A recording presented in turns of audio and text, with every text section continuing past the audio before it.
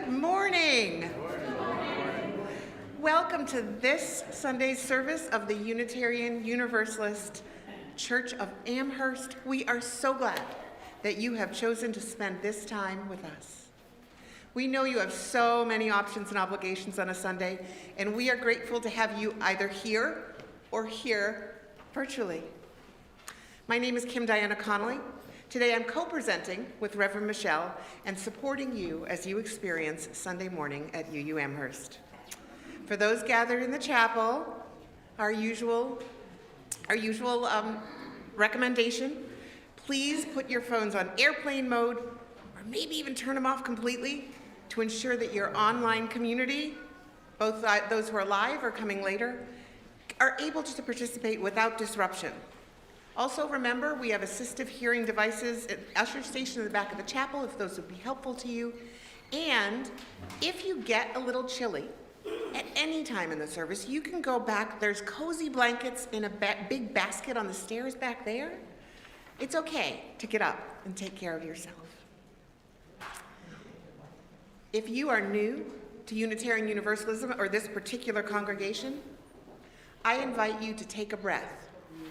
All of us, we can take a breath. Relax and participate as fully as you are comfortable. We're going to sing some, we're going to spend some time in quiet reflection. We'll offer some reflections from up here, not for your entertainment, though if we say something that we think might be funny, we'd love it if you laugh. But mostly it's for your thoughtful consideration and perhaps even your personal discernment. You are welcome to move when we move. Some of us move a lot. Or to remain seated. You'll notice that uniformity is not a high priority for those among us. You should know that in this space, in person and online, there are many identities. Not everyone experiences the world in the same way or necessarily believes the same things. You can think of us as one petal, as many petals on one flower, one flower with many petals. That may help it not to be as disorienting if you're new, because we place high value on community. Whoever you are, wherever you come from, whomever you love, you are welcome here. So each week, we gather, when we gather, we pause to honor the land. We've engaged in this practice since we started getting back together after our COVID closure in 2021. It was no surprise that our appreciation for our little piece of paradise grew when we were apart from it. So we pour a libation of gratitude to recognize this holy ground and the indigenous people who once occupied where our church stands. Let this water symbolize our covenant to strive to care for the land and to establish healing relationships with the descendants of those who've lived, died, and been here. Blessed is the ground on which we stand or sit. Holy and whole-making is this place. Thank you. Whenever we gather, we light a chalice, which is a cup or vessel that symbolizes Unitarian Universalism in our gathered community, and we have some chalice lighting words. Please join me. We gather this hour as people of faith, with joys and sorrows, gifts and needs. We light this beacon of hope, the sun in our hearts for truth and meaning, in celebration of life we share together.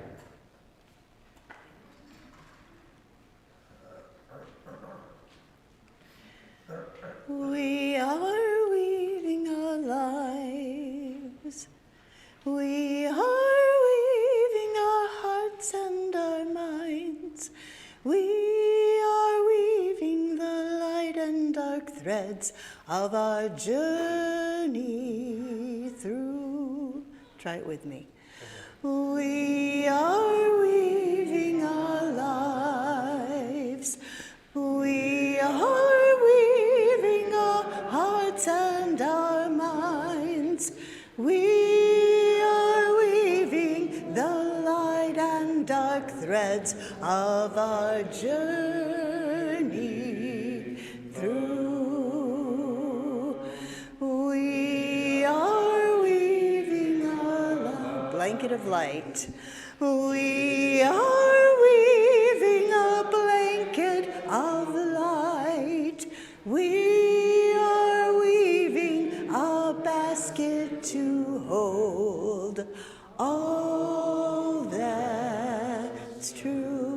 time, all together. We are weaving our lives. We are weaving our hearts and our minds. We are weaving the light and dark threads of our journey through. We are weaving our lives. We are weaving a blanket of light. We are weaving a basket to hold all that's true.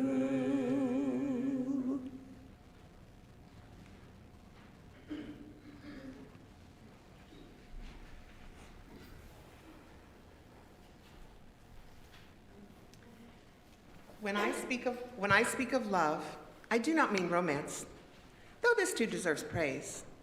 I do not mean a warm feeling, though goodness knows we're in need of warmth in bitter times. When I speak of love, I do not mean making friends, though I could use them, and I recognize only love creates friendship from the ashes of enmity. When I speak of love, I do not mean acquiescence, self-sacrifice, cheap forgiveness, or a false promise of perfection. No, the world is overfilled already with such easy sentiments. When I speak of love, I mean nothing more or less than opening to what is sacred in all of us, even when it is broken, even when it is hidden, even when it is inconvenient. This love transforms and illumines my heart. This love shapes my living. This love demands better of me, always.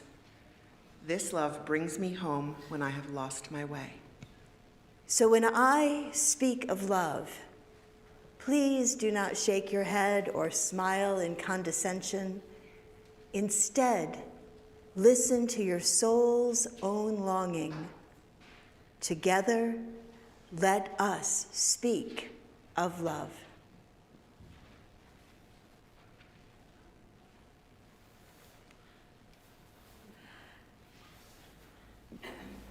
Don, I forgot to turn off the fans. Would you do that for me, please? Don Tucker, can you turn off the fans? It's in the box over there on the wall, number 5. Thanks. And now you all know where the fans are. And so you are mad with power. If you're like, no, I like the fans, just skulk over there. It'll be a little game. It'll be terrific. I'm sure it will be theological, and I'll preach on it the next time. So our gathering music, even though we've already had a little taste of what it is to sing, voice, breathe together, but we'd like to call this our gathering music because sometimes it's a little more energetic and demands a little more of us. Oh no, demands a little more of us. What is she saying? It's a round, be surprised. You know how I love them. This little ditty is attributed to the 13th century Persian poet Rumi. If you've read the translations of Rumi's works, astoundingly beautiful ideas. And this is so you. Maybe we can claim him as a spiritual ancestor. I'll look into that. We're pretty good at claiming people after they've gone on. But how much more of a welcome could we possibly invite than come, whoever you are. So we're going to sing it in a round. We're going to sing it all together once. So the people who are like, I have never seen these words before, you'll know it immediately. And just move your mouth if you don't. So I'm going to... I'm going to have you stand. Maybe I'll have you seated because that way you'll be able to see when you're being directed to sing a different part. Oh no. We're going to try to do it in 4 parts. So So Ruth and Wendy, would you mind joining Bob for a second? So we've got few more humans over there. You're looking good over there. You can all sing loud, right? Excellent. So we'll sing it all together once, and then madness will prevail.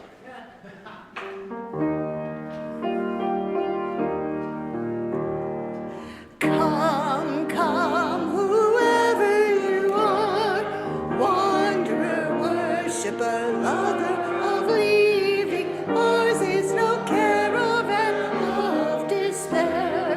Come, yet again come. Come, come, whoever you are. Come, come, whoever you are. Come, come, whoever you are.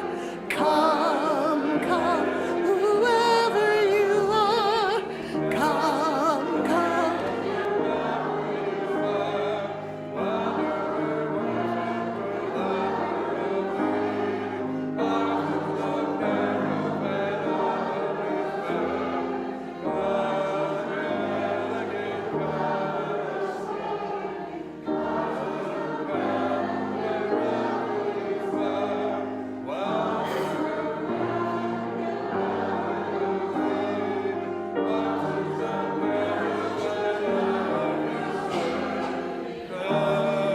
Yet again come. That's it, part one.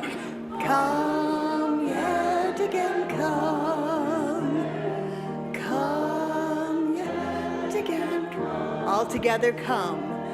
Come, yet again come.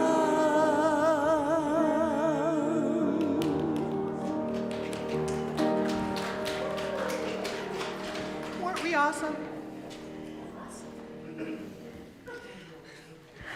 Okay. So let's continue to weave our welcome as we join our voices in a spoken invitation written by retired UU minister from Rochester, Reverend Richard Gilbert. The words will be on the screen, but you can also find it in the gray hymnal, number 442. I will read the regular print, and then you all, with Reverend Michelle, will respond with the italicized print to We Bid You Welcome. We bid you welcome, who come with weary spirits seeking rest.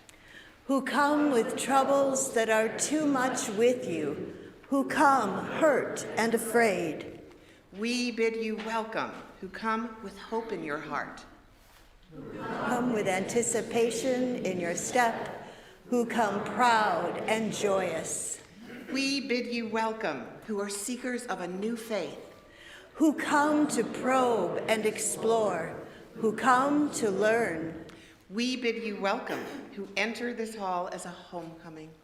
Who have found here room for your spirit, who find in this people a family. Whoever you are, whatever you are, wherever you are on your journey, we bid you welcome. That one just always gives me chills. I love it.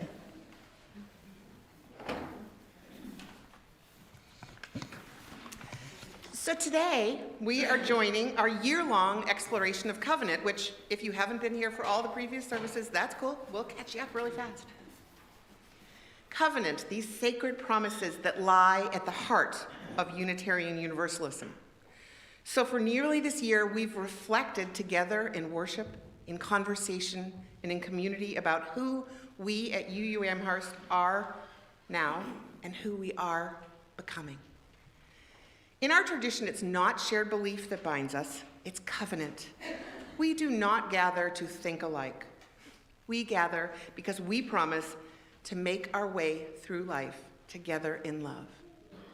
This concept of covenant names how we will be with one another, how we will nurture the developing faith of our children and families, how we will live our values beyond these walls, and how we will remain connected even if we disagree. Because a covenant anticipates imperfection. It recognizes that misunderstandings will happen. Harms will occur. We will sometimes fall short of our highest aspirations. Rather than pretending otherwise, covenant gives us a shared structure for repair and a way to return to one another when things go wrong, and to remind ourselves that we are here for a common and larger purpose. Covenants are freely crafted and freely embraced. They are not rules imposed from above, but promises we choose to make. They are the figurative lines on the road that help us travel together safely without swerving into each other's lanes. And when we do bump into one another or find ourselves on the wrong off-ramp, covenant becomes our roadside assistance to get us back toward love, accountability, and shared direction. So today we're going to take the next step in this journey of renewing our covenant, including in this service and, for those available, for a little bit in a meeting afterwards.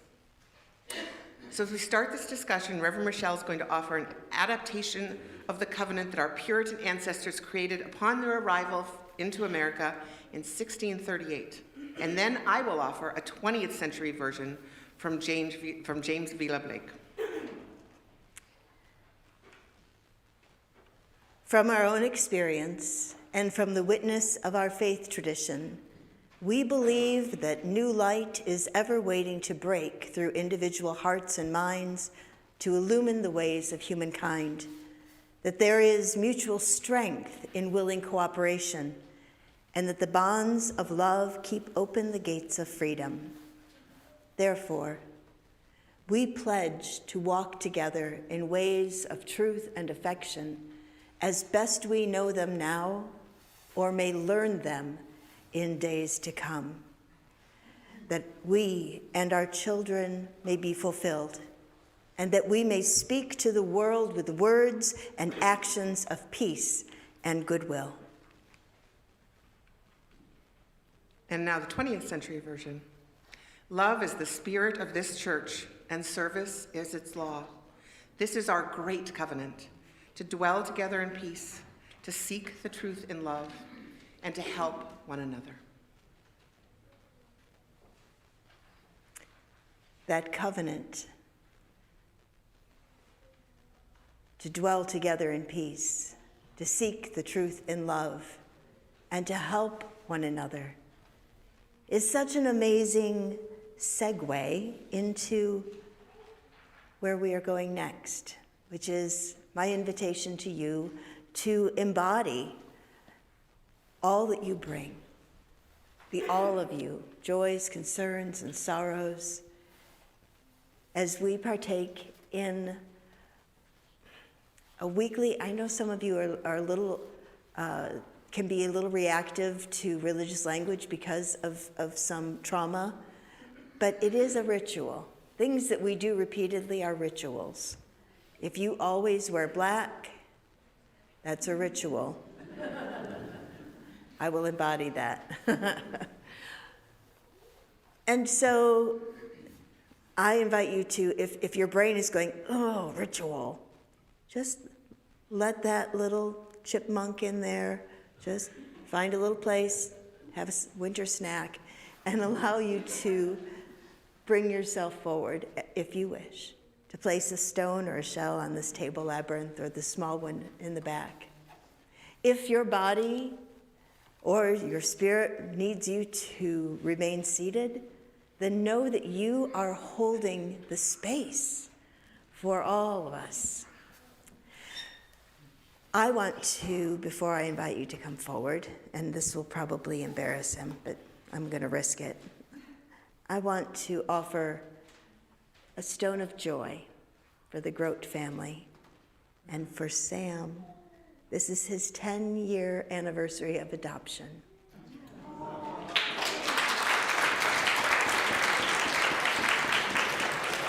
So your stone goes right in the middle, Sam. And now, move around as you wish and come.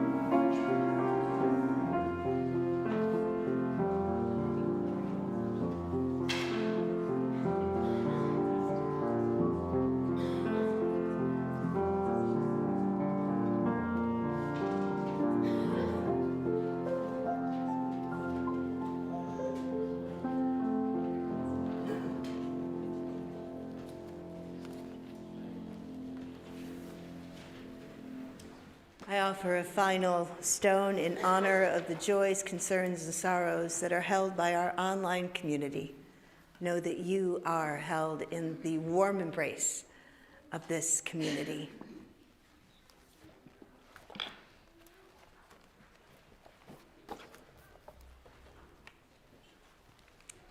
Sing with me.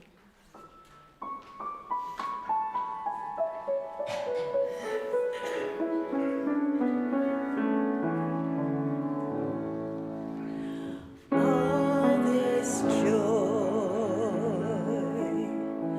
all this sorrow, all this promise, all this pain, such is life, such is being, such is spirit, such is love, city of joy, city of sorrow, city of promise, city of pain, such is life, such is being, such is spirit, such is love, world of joy, world of sorrow, world of promise, world of pain, such is life, such is being, such is spirit, such is love. All this joy, all this sorrow, all this promise, all this pain, such is life, such is being, such is spirit, such is love. Let's do that last phrase. Such is spirit, such is love.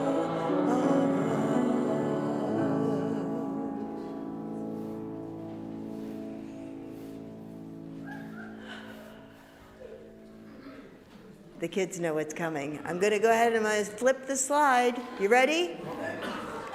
It's Wonder Box time! Look out, Kim. Here she comes.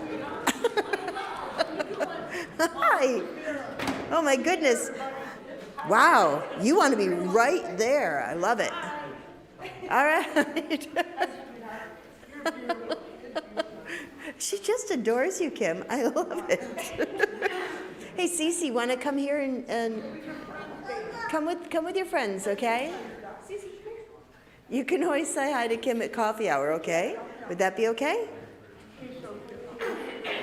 Wow!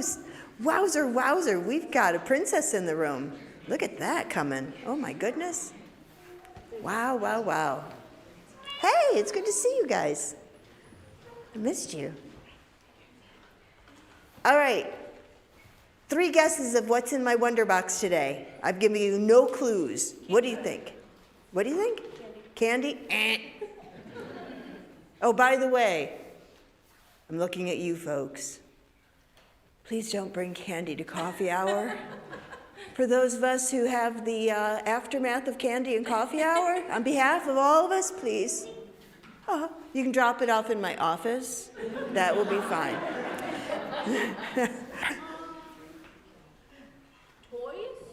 Toys and ooh, you are so close. Yeah. Air. Well, there is air in there, but it's not alone. Yes. Puppets. Usually it is a puppet, but today it's not. Okay. I know you're just quivering with anticipation, so let me find out. Oh, okay. So I bought this thing from a science online place. It's called an energy stick. Has anyone ever seen one of these? So it's supposed to light up. I'm not sure that mine works. It said if you just hold on to it, it'll light up. Hold on to the ends. That might explain the gray lines. Okay, so Both. you are shortening our time for all ages. All right, just for that, please rise. We're going to demonstrate how we can take this thing that will not work with me and see this better work. That would explain it. Uh-oh, what's going on? You know why? Because you have to have it. No, don't. So you have to include the end. Okay? Do your side. No, there's a point to this. Yeah, put your palm on it. Oh my goodness. Hey! Oh. There. Let me help him. You want to help? Hey. Yeah, but it's better when you let someone else be with you. That's the whole point of this. So when we're together, we get to learn from one another about being in community and letting our light shine. Yeah, well, there's nothing to see right now. Yeah, that would please. All right, let me see. See? Yay! I convert the heat of your palm into. Well, randomly. Okay, now you be with me. It's supposed to take two, okay? How about we take this awesome, this is why I didn't go past 10th grade science. I just want you to know that. I said, yeah, this is nonsense. How about we let you all make the magic? Oh my goodness, your shoes light up? Oh my, okay. And now it's no longer yours. Now I don't want it anymore, take it. All right, let's sing our children to their activities. Epic fail. Go in love, our hearts go with you. Go.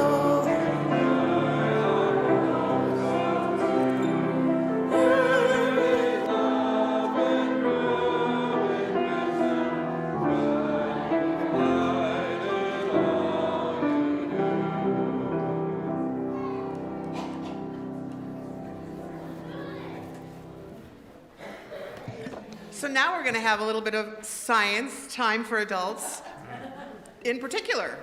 This is kind of a purposeful, fun story, but it also brings us back for those of you who were unable to spend time in Sanctuary in July to hear no, not July, the October one of the ones that I talked about Covenant. This is some of the pictures that I had when I talked about sub-Saharan village weaver birds. Last fall in Zimbabwe, my son Simon, some of you know this young adult who this congregation helped raise, we drove through Zambezi National Park and saw tree after tree filled with village weaver nests. Hundreds and hundreds of them hanging like woven lanterns in the wind. And the trees, they were alive with chatter and beautiful chaos, much like our coffee time after church. Thank you for laughing. Each of the village weaver birds in the sub-Saharan area builds its own nest from grass and reeds, and each one is distinct, but they all are on trees together. Some more densely packed, some hang close together in the center, others are spaced out on the edges. They're all attached to a tree, and the trees are often near each other. They're a species who lives in community, in their own space, but in community. Each pair tends its own nests, but they share vigilance, they face storms together, and they rely on strong branches to hold them, like the covenantal living that supports UU churches. So we don't all build the same nests. We don't all occupy the same branches. Some of us are deeply rooted in the center of congregational life. Some of us need a little more space. Some of us are in a similar tree, a little farther away. Hello to those of you who are watching. Some of us are just doing different things, but we're all rooted in the same tree. And our covenant is that tree. It's the structure that holds us in love, strengthens us through storms, and allows each of us to belong in our own way.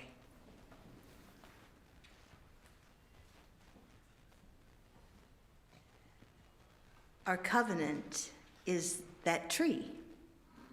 It is the structure that holds us in love, strengthens us through storms, and allows each of us to belong in our own way. I love that. I love how organic and interdependent that is. I mean, did you catch all of those active verbs? Holds, strengthens, allows. A covenant can do all of that. Not because it is made of magic words or incantations, not because it has any power beyond what we imbue it. A covenant is a relationship. It might even be a form of Martin Buber's I-thou relationship. In case it's been a while since your last philosophy or communications class, the I-thou relationship is a direct, mutual, and holistic connection where the I relates to another person or even an entity as a subject, not an object. A covenant can hold us one another in this kind of relationship, honoring and seeing the best in one another, making space for our experience, nurturing our efforts toward peace and wholeness. So in this case, the covenant is a tool or a space where transformation can happen. So in that case, we were both the I and the thou, right? This side of the room be the I's, you're talking to the thous, not as an object, but as subjects, as wonderful, delightful human beings that you want to get to know better. And we could flip that and it would be the same. So that's the I-thou relationship, seeing the beauty and lovableness in everybody, in each person that you connect with. Martin Buber right now is in the great beyond going, wait, what? Did I say those things? So a covenant can not only be sort of the glue between us, but it can actually be the thou in that equation. An entity that is created by us and as we empower it. So let me offer you a really tangible example, because I'm looking around and I see confusion. Whenever the UU Amherst Board of Trustees meets, we go around the table and each person speaks an element of the board covenant. This is not an empty ritual. It is a pause, a reminder for those of us at the table to let the bond of covenant hold us accountable as we take on the business of the congregation. Here's an example of one of the elements of the covenant.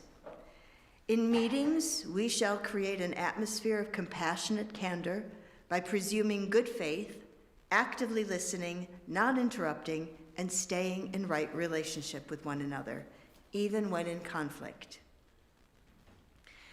Part of the covenant's ability to create resilience in individuals and the group is because it is a living entity, an idea that lives in us and through us.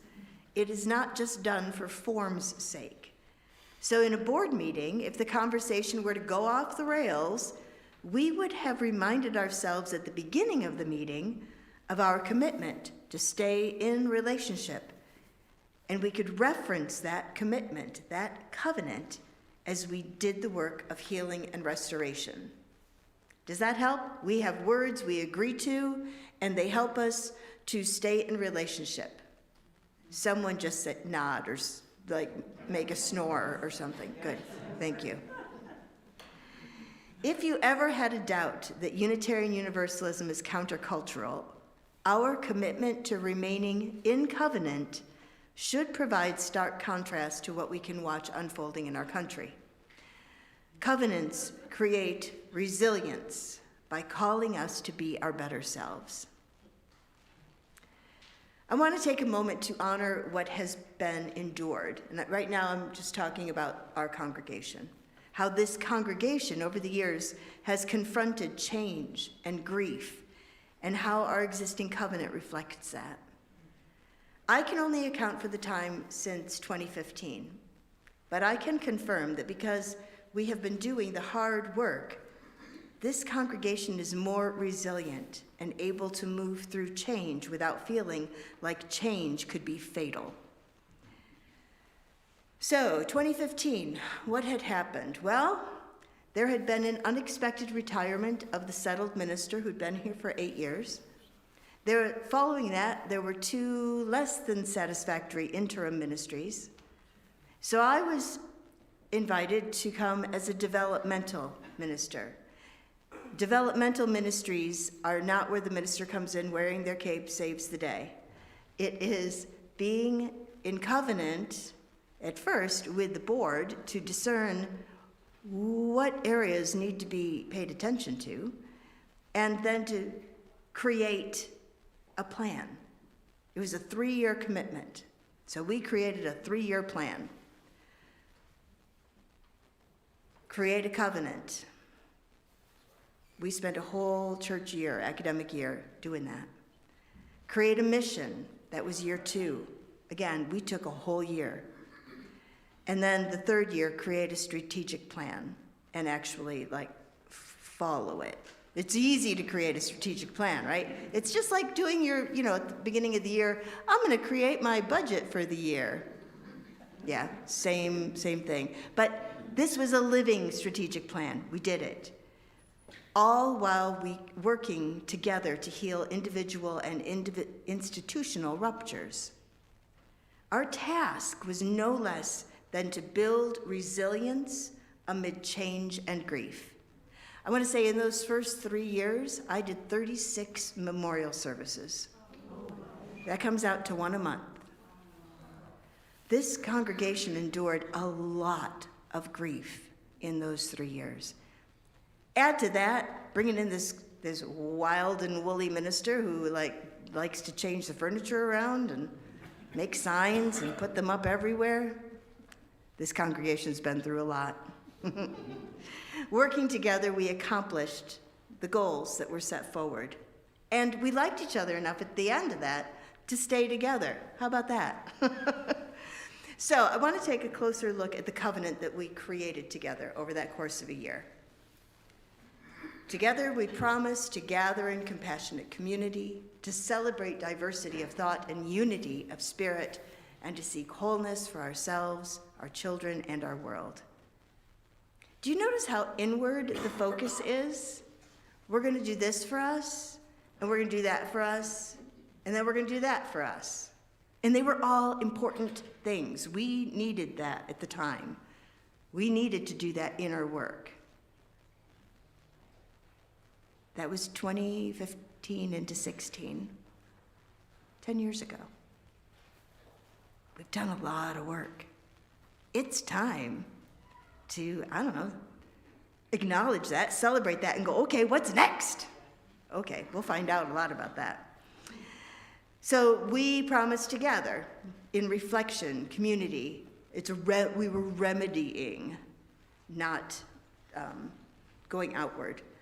Celebrating differences, to lift up ideas, diverse ideas, without letting them tear us apart.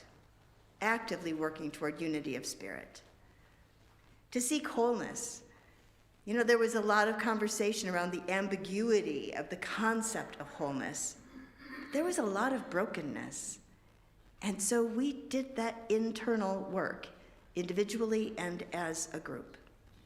We've been doing the hard work of community building, and our covenant, our current covenant, reflects exactly that. I celebrate the amazing commitments and trust that has brought us to this place. I rejoice in the beauty of long-timers, middle-timers, and newcomers, all coming together to weave a new story of hope and resilience. And it's time to revisit and renew our covenant to take us into the future.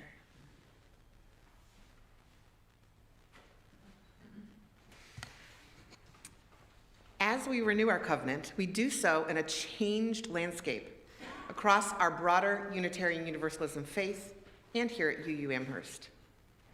A few years ago, COVID changed us. It reshaped how we gather, how we connect, and how we belong. Some people stepped back. Some found new rhythms.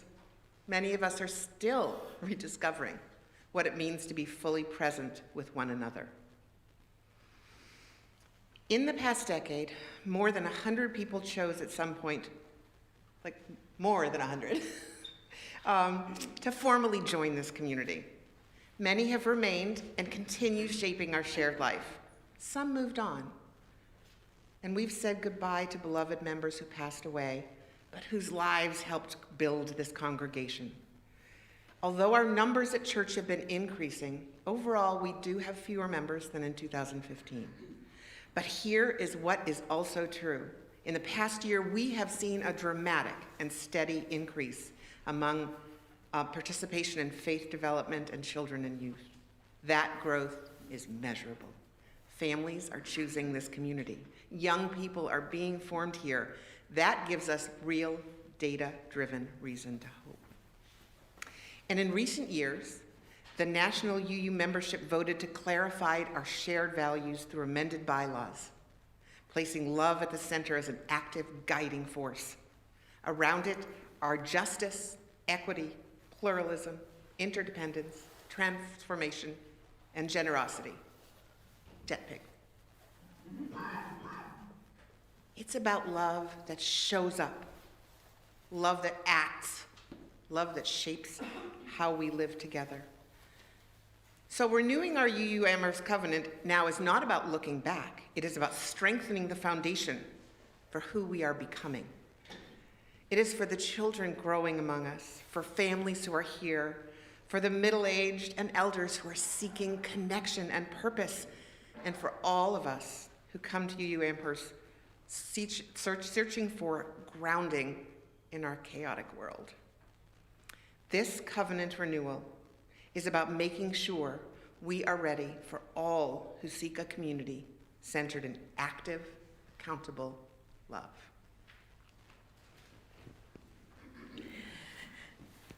So on the screen, there is a picture taken in 1979 when I was 16 years old. It's me in the center with the terrible hair. My mother had a real affection for giving me perms. So, but I put that up partly because I found it on Ancestry.com, and I'm like, who is putting up pictures of me? Terrifying. And just to point out that, you know, we grow, we change. My hair still is a little uncomfortable, but that's another thing. We can appreciate our history, who we've been, but it's our history, right?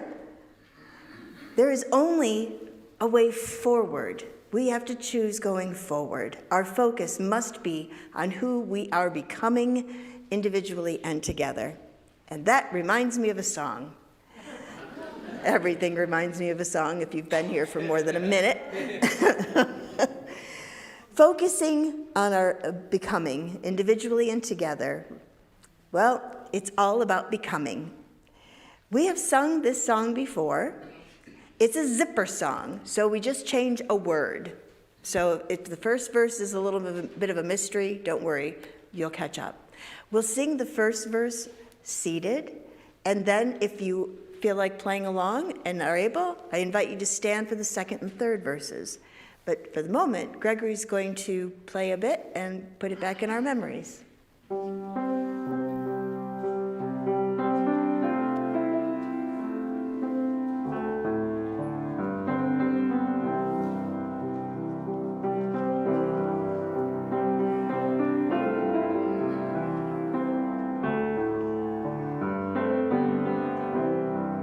Here we go. Whoops. Who I'm becoming, I am all I have done. I am what I am dreaming.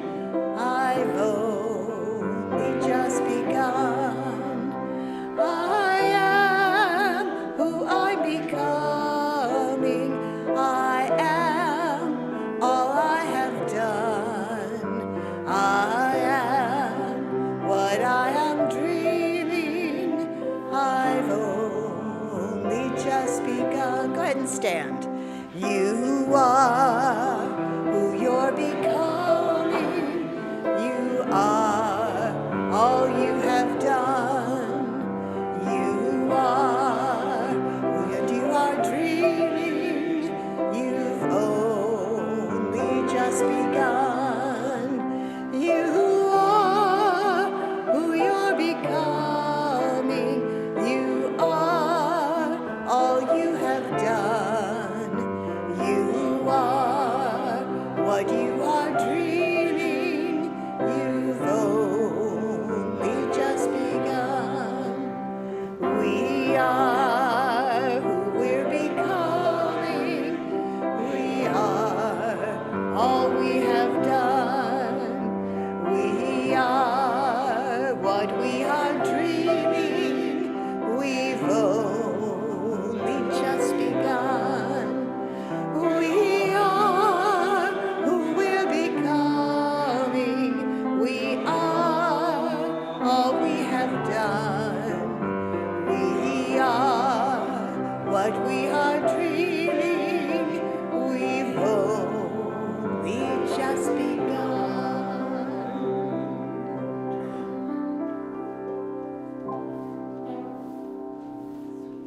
You may be seated.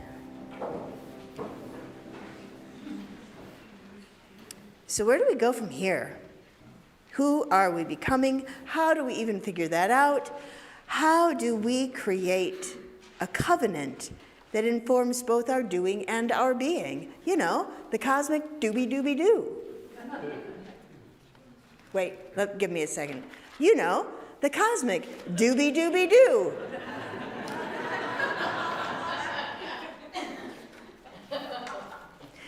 So let's begin with that covenant between us. Covenant isn't abstract for us. We practice it together. We practice it with colleagues. We don't always agree, but we promise to stay in relationship. Exactly. Covenant doesn't mean we don't struggle. It means we commit to working through the hard moments because we matter to one another. That's the promise that holds a congregation too. You know, we've had our covenant for 10 years. At the time, we were just trying to find common ground. And it was very inward facing. And it helped us. But it didn't name accountability. It didn't say what happens when harm occurs. It didn't clearly connect how we live our values beyond these walls either.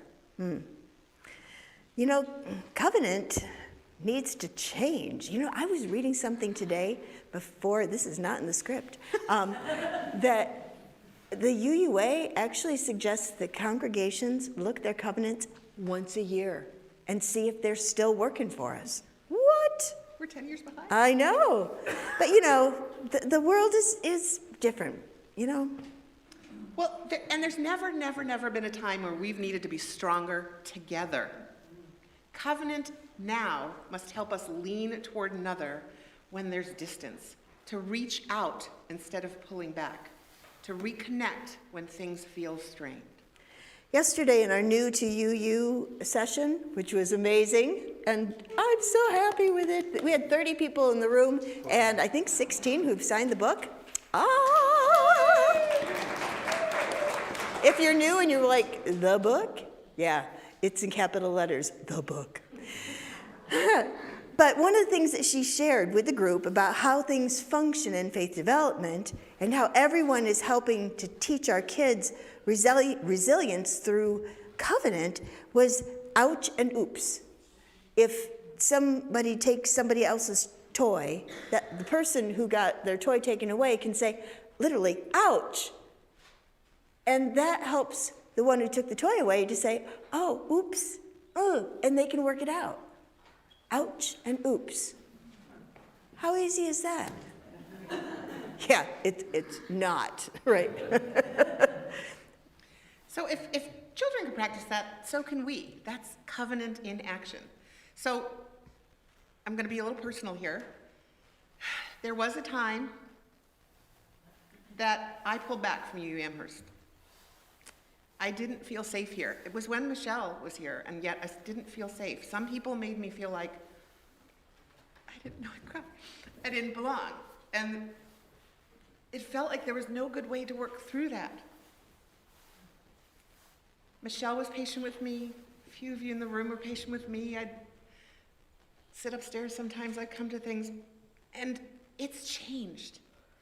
It's changed, and I'm grateful.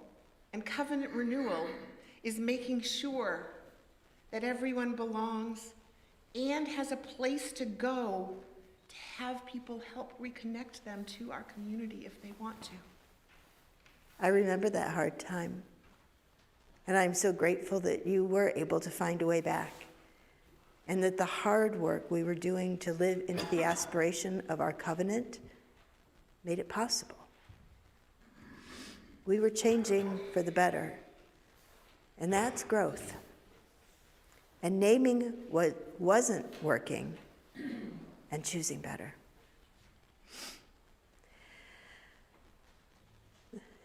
You know, we keep talking about love at the center, and that's part of the new Article 2 of the UUA bylaws.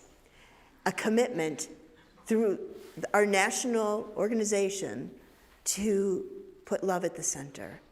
Not soft love, not squishy, but active love. Love that holds us accountable. Love that connects us to the wider world. Love that honors service both inside this congregation and beyond it. Covenant is not just warmth. It's structure. It's resilience. It's choosing one another again and again. Oh, that's the slide I forgot to put up.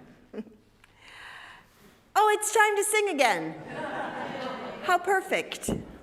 If you're looking at your watches, we're going to go 7 minutes over, so just relax your little selves. We're in a safe place, okay? So, we've been exploring this idea of covenant. We'll have much more time to do that after the service, actually, at noon. If you want to return, we'll even let you bring your coffee in here. I will be watching you carefully, of course, but you may bring your coffee in here and have some conversation about covenant. So to close this portion of the service, I invite you to come back for more, as I said, at noon. And we're going to sing 346 in the gray hymnal. Come sing a song with me. Feel free.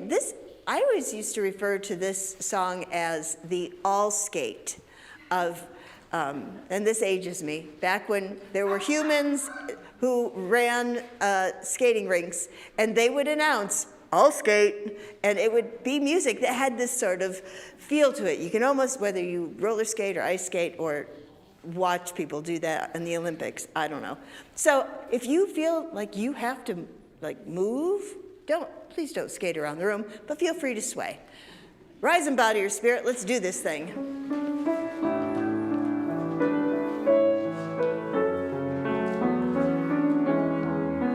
I'll skate. Come sing a song with me. Come sing a song with me. Come sing a song with me, that I might know your mind. And I'll bring you hope when hope is hard to find. And I'll bring a song of love and a rose in the winter time. Come dream a dream with me. Come dream a dream with me. Come dream a dream with me, that I might know your mind. And I'll bring you hope when hope is hard to find. And I'll bring a song of love and a rose in the winter time. Come walk in rain with me. Come walk in rain with me. Come walk in rain with me, that I might know your mind. And I'll bring you hope when hope is hard to find. And I'll bring a song of love and a rose in the winter time. Last verse. Come share a rose with me. Come share a rose with me. Come share a rose with me, that I might know your mind.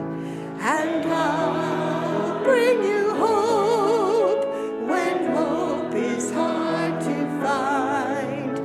And I'll bring a song of love and a rose in the winter time. Beautiful. You may be seated. What we have at UU Amherst is very special. These days, it can be hard to find a community of thoughtful and caring people who are welcoming and inclusive, and we hope you found that here. If UU Amherst feels like a place for you, whether or not you've explored membership, we hope that you'll offer and make a practice of financial support. When you support UU Amherst, you support values infused with love. This month, we are sharing the offering with our Justice Advocacy team so they can help support the work of UU's telling the truth, centering the vulnerable, and refusing to look away from the suffering in the communities where the most vulnerable are being rounded up and oppressed. Whether you give online, through automatic bank withdrawals, or randomly with the cash in your pocket, we're grateful. Folks who are participating online, we hope you will text your gift to the number on the screen, or those of you in here if you want to do that. To all, we promise to use your gifts respectfully and thoughtfully to continue to be the place where questions are welcome and children learn love and kindness. The offering will now be gratefully received.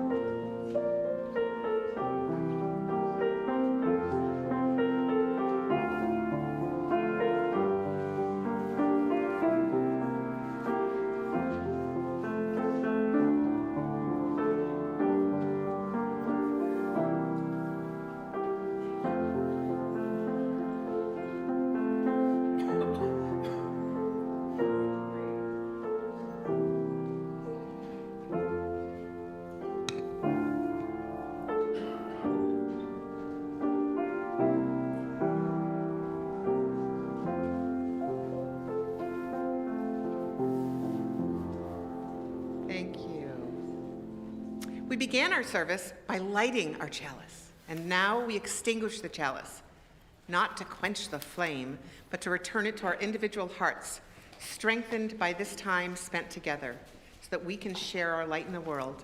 Please join your voices with mine.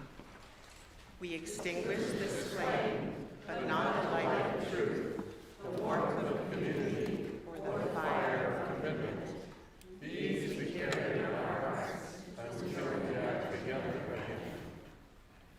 As our service draws to an end, our service to the world is ready to begin.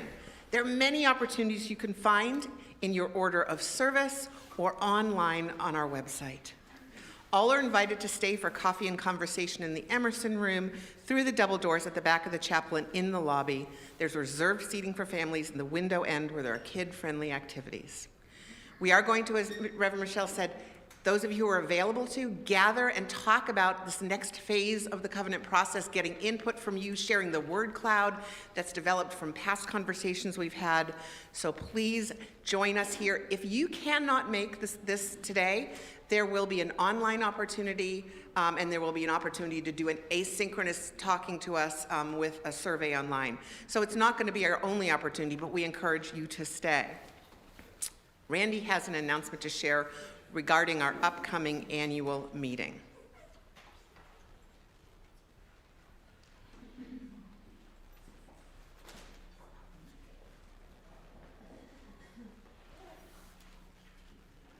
Thank you, Kim Diana. Good morning. Good morning.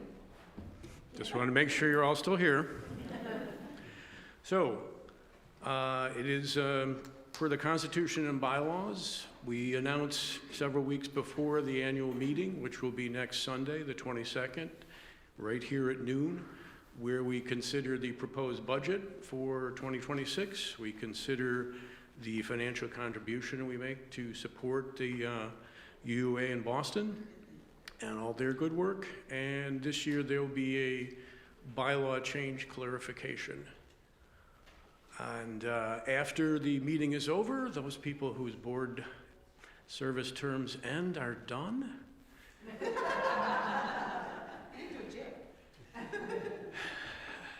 44 months and no time off for good behavior. And the other thing that happens, of course, is that there are candidates for service on the Board of Trustees, the Leadership Development and Nominating Committee, and the Board of the Endowment Trust Fund.